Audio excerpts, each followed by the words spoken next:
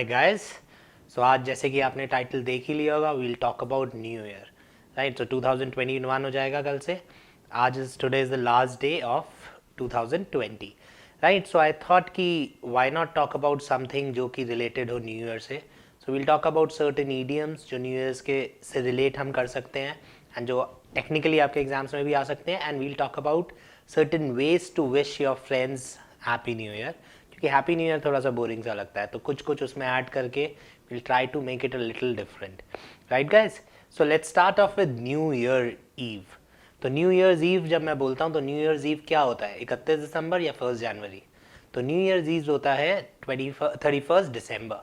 जब भी इंग्लिश में ईव वर्ड लगता है तो हम एक दिन पहले की बात करते हैं। तो न्यू ईयर्स ईव मतलब जिस दिन आप नए साल का वेलकम कर रहे हैं, राइट। तो 31 दिसंबर को हम नए साल को बुलाते हैं, नए साल का वेलकम करते हैं। So new year's eve is 31 December and new year या new year's day is 1 January. So let's talk about how we can greet. So हमारा पहला वर्ड है have a new year filled with positivity. So corona का year था, साल खत्म हो रहा है, so this word makes a lot of sense कि यार इस बार का जो तेरा नया साल है इसमें बहुत ज़्यादा positivity, because this year had a lot of negativity around it. So simply happy new year की जगह मैं बोल सकता हूँ have a new year with loads of positivity, a lot of positivity. So what I am trying to say is I am connecting it with the kind of new year I had this year. इस साल हमारा जैसा new year था उसके हिसाब से हम बात कर रहे हैं।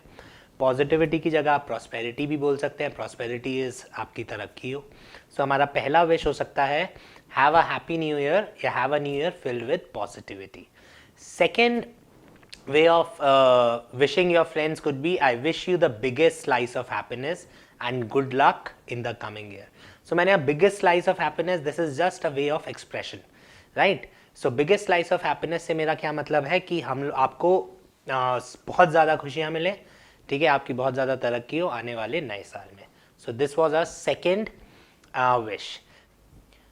So guys हमारा थर्ड एक्सप्रेशन हो सकता है I wish you a smashing new year filled with happiness, laughter and so on. So I wish you a happy new year, I wish you a smashing new year.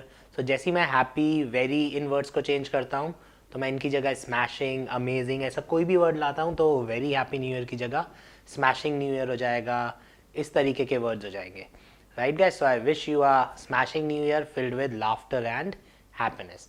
So guys ये हमारे कुछ ways of expressions थे। Let's move on to some idioms जिनको हम new year से connect करने की कोशिश करेंगे। So guys, now let's move on to some idioms which we can connect to New Year's, right? So सबसे पहला है to open the door to something. Open the door to something का क्या मतलब है कि हम किसी चीज़ को इनवाइट कर रहे हैं, हमने किसी चीज़ के लिए अपने दरवाजे खोल दिए, मैं किसी चीज़ के लिए अकोमोडेटिंग हो गया, मतलब मैंने किसी चीज़ के लिए हामी भर दी। तो to open the door to something is, मान लीजिए मैं किसी चीज़ से अग्री नहीं करता, एक पॉइंट के बाद मैं उससे अग्री करने लगूँ, तो मैंने क्या किया, I have open the door to that thing, right. So to open the door to something is when I invite something और when I agree to something to happen. जब मैं किसी चीज़ से अग्री कर जाता हूँ कि चलो अच्छी चीज़ है, let it happen. So open the door to something. Next हमारा हो जाएगा टू स्टार्ट फ्रॉम स्क्रैच। अब मैं आपको बोल सकता हूँ यार भाई पिछला साल ठीक है, जैसा भी गया है, this is new year and let's start from scratch. Scratch का मतलब होता है बिल्कुल शुरुआत से। तो to start from scratch is our second idiom which would mean कि चलो बिल्कुल शुरू से शुरू करते हैं, right guys. So first idiom है to open the door to something and second idiom is to start from scratch. Let's move on to the third idiom guys. Third idioms is back to the drawing board. अब start from scratch और back to the drawing board ये दोनों बहुत ज़्यादा एक जैसे से idioms है, but the difference being start from scratch में मैंने क्या किया, जो भी पिछले साल हुआ भूल जाते हैं, एकदम सब शुरू से शुरू करते हैं। से you have a fight with your boyfriend और अ गर्लफ्रेंड, ठीक है, अब आप लोग क्या बात करते हैं कि यार पिछले सारी पुरानी बातों को भूल जाते हैं और शुरू से शुरू करते हैं, एक नई शुरुआत करते हैं।